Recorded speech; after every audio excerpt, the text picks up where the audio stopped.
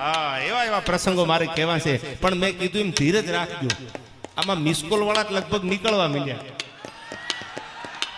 હા, નવા નવા લગ્ન થયા હોય એ તો પાછા પરમિશન લઈને આવ્યા. હું તો એકચ્યુઅલી આટલા વાગે આવી જવાનો.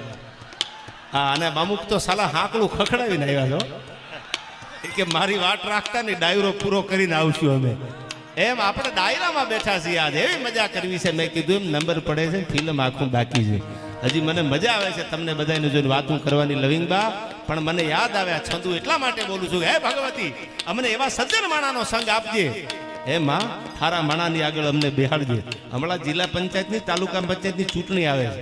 અમુક અમુક એવા સાલા ખહુરિયા પડખે ચડી દે, મોભારાના નળિયા વેસાવી નાખે. હા, આપણને આપણી સગવડતા ન હોય તો એમ કે આપણે લડી લેવાય. એટલે પણ ક્યાંથી લડવું આમાં? આ બે હો વીઘા વેચી નાખીને હજી લડવાની ના નથી પાડતા, પાછા પડવા નથી દેતા. આવા ભાઈબંધ નહીં, પણ સાચો ભાઈબંધ તમારી બાજુમાં બેઠો હોય, તમને હાજી સલાહ આપે. એટલે કીધું સજ્જન સો હિત દે અને કુટુંબ સો પ્રીત દે.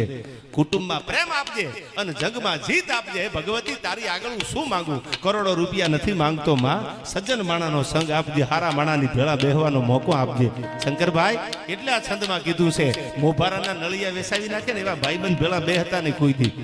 આ વાતો એમ કરે કે આપણે કંઈક ભારત માટે કરવું જોઈએ. ઈ પાછા ભણના દીકરા કાચી પાતરી માવા હાટુ કોકના શર્ટ ફાડી નાખે અને પાછા બીજાને એમ કે આપણે કંઈક કરવું જોઈએ. પણ તમે પેલા માવો ઘરનો લઈ લ્યો ને. આની વાત નથી કરતો, પણ હારા માણાનો સંગ આપવાની વાત કરી છે. એટલે હું આ છંદ ડાયરે સંભળાવું છું આજની દીકરીઓ માટે, આજના યુવાનો માટે કે હે ભગવતી કેવો સંગ આપજે અને કેવી અમને બુદ્ધિ આપજે. માં શું કીધું આમાં?